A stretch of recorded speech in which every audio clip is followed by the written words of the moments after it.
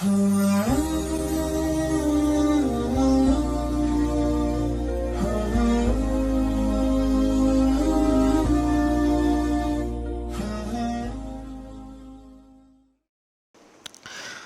rajulun ila Nabi sallallahu alaihi wasallam faqal ya Rasulullah allimni wa aujiz qala idza kumta fi salatika fasalli salat muwaddi' wa la tukallim bi kalami ta'taziru min wa ajma'ul ya'sa amma aydin nas atau kama qala Nabi sallallahu alaihi wasallam.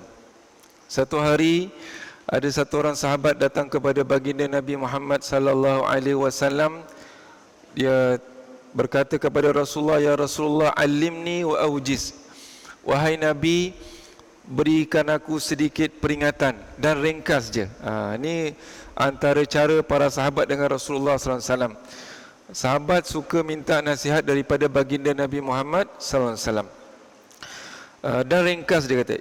Maka Nabi sebutkan, Nabi kata, idza qumta fi salatika, bila mana kamu mendirikan salat, fasalli salat muwaddi', maka pastikan kamu cubalah sedaya upaya menjadikan salat kamu itu adalah salat yang terakhir. Macam tadi kita salat zuhur ni kan, kita mesti ada tanam dalam hati, tak tahu nanti asar nanti hidup lagi atau tak.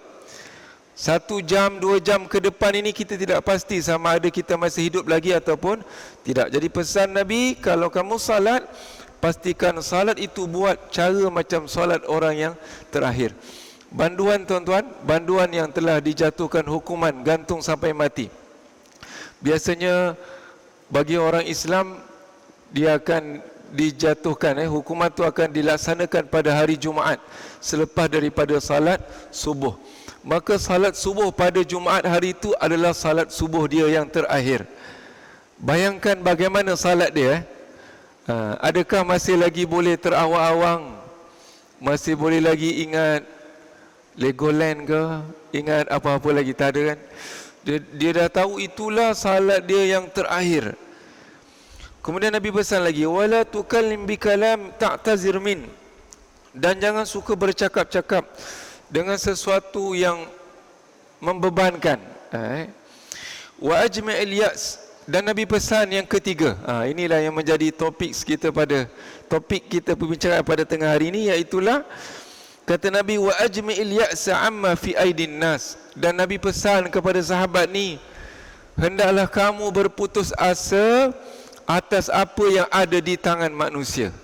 Jadi tajuk kita pada tengah hari, pada tazkirah ringkas ini adalah putuskan harapanmu pada manusia. Jangan ada harapan kepada manusia, tuan-tuan. Subhanallah, ini satu peringatan yang boleh kita jadikan satu muhasabah dalam diri kita pada bulan Ramadan. Biasanya kita masuk Ramadan ni kita akan jadi lebih baik daripada bulan-bulan yang lain kan. Nampak macam malaikat je kita kan. Masuk Ramadan, keluar Ramadan nanti tak tahu kembali sebagaimana biasa. Tetapi bila Ramadan ni, cuba kita jadikan satu titik muhasabah. Antara kita kena muhasabahkan adalah apakah kebergantungan kita kepada manusia. Kita kadang-kadang terlalu risau kan. Dan kita ada satu tabiat kadang-kadang suka meminta-minta. Sedangkan ini yang dipesankan oleh Nabi sallallahu alaihi wasallam. Nabi sebut lagi, Nabi kata, alaika bil ilyas mimma fi aidin nas. Hendaklah kamu berputus asa dengan apa yang ada pada manusia. Maknanya kita jangan letakkan satu harapan kepada manusia. Memang kadang-kadang kita berada dalam kesusahan. Sekarang ini di saat yang sangat genting, bagi ayah-ayah, bapa-bapa, ini adalah satu saat genting, iaitu di mana inilah masa awal persekolahan, buka sekolah, dan masa nak masuk Ramadan. Apa masuk Ramadan? Sekejap lagi nak raya. Jadi kena buat persiapan untuk masuk sekolah dan persiapan untuk raya. Ini tuan-tuan, kalau digabungkan dua ni, kalau dipikir-pikirkan, boleh apa tuan-tuan? Boleh pecah juga kepala kan. Kadang-kadang bapak-bapak ada yang garu-garu kepala. Walaupun kepalanya dah tak ada rambut pun, tapi dia garu lagi kan. Sebab apa? Ya Allah, mana nak cari duit ni, ya Allah. Sebab apa? Kadang-kadang kita bergantung kepada manusia, tuan-tuan. Kita kadang-kadang sampai satu tahap kita WhatsApp dengan abang kita. Bang, boleh bank in tak bang? Nak pakai dalam 600 bang. Kita sampai WhatsApp minta dengan abang kita. Salah ke ustaz? Tak salah. Itu mungkin salah satu daripada usaha kita. Kita WhatsApp abang kita, minta abang kita bank in ke 600 tu. Itu mungkin salah satu usaha kita. Yang salahnya apa tuan-tuan? Yang salahnya kalau kita meletakkan harapan kepada abang kita. Bila abang kita WhatsApp balik, dia reply balik pada kita, abang kata, minta maaf dek, abang pun tengah sesak ni. Abang pun tak ada duit. Kau tahu kan, anak abang yang sulung tu nak masuk UiTM ni, macam tu kan. Anak sulung abang pun nak masuk ni, pakai duit banyak juga ni, jadi abang tak ada. Bila kita bergantung kepada manusia tuan-tuan, pada saat dan ketika itu kita akan rasa apa tuan? Kita rasa kecewa sangat-sangat. Sebab itulah bila mana kita meletakkan harapan kepada manusia, kita telah membuat satu tindakan yang salah. Bila kita mengharapkan pada manusia, kita memang menempah kekecewaan. Itu dah cerita dia tuan-tuan. Kita akan rasa kecewa lah. Kita akan rasa kecewa sangat-sangat. Sedangkan kalau kita fikir-fikirkan tuan-tuan, rezeki ini memang urusan Allah Ta'ala. Bayangkan dulu ketika mana kita di rahim ibu. Tuan-tuan masih ingat lagi tak masa di rahim ibu? Tak ingat lah kan? Kita memang tak ingat. Pada saat itu kita pun belum pandai lagi berdoa. Kita tak pandai doa. Tak pernah belajar lagi tentang doa. Tak pandai lagi nak cakap. Tak pandai lagi nak minta. Tapi ada tak rezeki untuk kita tuan-tuan? Dapat kita rezeki tuan-tuan. Waktu usia kita 2 tahun, 3 tahun, 4 tahun, 5 tahun, kita pun belum pandai fikir. Belum lagi mumayyiz. Kita tidak pandai lagi nak bezakan. Ada tak rezeki pada kita tuan? Ada. Dan semalam di saat kita buka puasa tu tuan-tuan, di hadapan kita ada apa? Ada nasi. Jangan sebut ustaz, tengah lapar ni. Saya cuma nak ajak pada tuan-tuan kita berfikir je. Semalam kita makan apa tuan? Ada nasi tu, ada nasi, atas nasi ada ikan.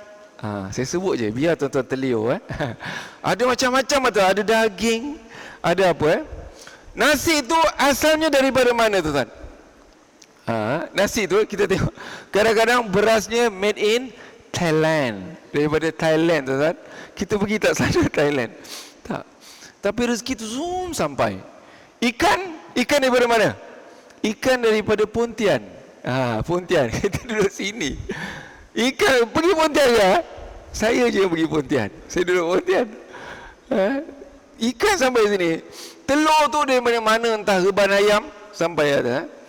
Selangkah aja tuan-tuan kita pada rezeki. Selangkah kita nak pergi kat nasi tu. Tapi beribu-ribu langkah rezeki tu sampai dekat kita. Beribu-ribu langkah rezeki dekat kita. Sebab tu rezeki ni jangan, boleh kita risau, tapi jangan risau yang melampau-lampau. Selagi kita hidup tuan-tuan, rezeki kita memang ada. Memang ada. Anak-anak yang belajar kadang-kadang rasa tak faham lah. Tak apa. Nanti aku balik, aku boleh refer dengan roommate aku, dengan ahli bilik aku. Dia ni pandai. Dia pandai ke kelas ni. Aku melingkup saja ni. Contohlah kan. Kita bergantung harap kepada kawan kita. Bila kita balik bilik, Din, tolong Din. Din kata, sorry lah, aku sibuk lah. Jadi kita kejap lagi, lepas petang kita tak lagi. Dia ajar aku, yang ni aku tak faham lah. Sorry lah, aku sibuk lah. Yang ni pun aku tak faham lah kata. Yang ni aku pun tak faham. Kita akan rasa apa tuan-tuan? Rasa kecewa. Bila mana kita meletakkan kefahaman itu pada manusia, kita salah. Sebenarnya yang beri faham pada pelajaran itu siapa tuan-tuan? Siapa bang? Siapa yang beri faham? Allah yang beri faham. Jangan sesekali kita mengharapkan kepada kawan kita. Assignment kita harapkan kawan kita buat. Ini jangan jadi apa tu istilah dia? Penunggang agama jangan nak jadi penunggang free rider tu. Subhanallah. Jadi nak sebut kat sini tuan-tuan, ringkas je pada tengah hari ini. Saya pun tak tahulah kenapa saya nak bawa hadis ni. Saya rancang, saya nak cerita tentang Al-Quran. Tiba-tiba saya nak rasa pula nak bawa hadis ni. Mungkin ada di kalangan kita pada tengah hari ni, ada yang memerlukan hadis ni. Ada yang memerlukan, ada yang sedang susah pada saat dan ketika ini tuan-tuan. Percayalah, sesungguhnya Allah Ta'ala yang paling dekat dengan kita. Quran sebut, Allah Ta'ala nyatakan dalam Quran, wa nahnu aqrabu ilaihi minkum min hablil warid. Dan kami adalah yang paling hampir dengan kamu, lebih rapat tu kata Allah Ta'ala, min hablil warid, daripada urat merih ni. Urat merih ni benda yang paling rapat dengan diri kita. Kalau aksiden tangan putus, kadang-kadang boleh hidup lagi. Aksiden kaki putus, boleh hidup lagi. Ni separuh ke bawah putus, kadang-kadang masih hidup lagi. Kalau leher putus, kalau hidup lagi, kita pun lagi. Maknanya memang tak ada harapan. Tapi kata Allah Ta'ala, aku lebih dekat daripada tu. Percayalah, yang paling dekat dengan kita adalah Allah Subhanahu wa Ta'ala. Bergantunglah sungguh-sungguh pada Allah. Fa idza azamta fatawakkal 'ala Allah. Wa may yattaqillaha yaj'al lahu makhraja wa yarzuquhu min haitsu la yahtasib wa may yatawakkal 'ala Allah fa huwa hasbuh. Innallaha balighu amri qad ja'ala Allahu likulli syai'in qadra. Jadi saya rasa cukuplah sekadar itu yang dapat saya kongsikan pada tengah hari. Mudah-mudahan ada manfaat insya-Allah.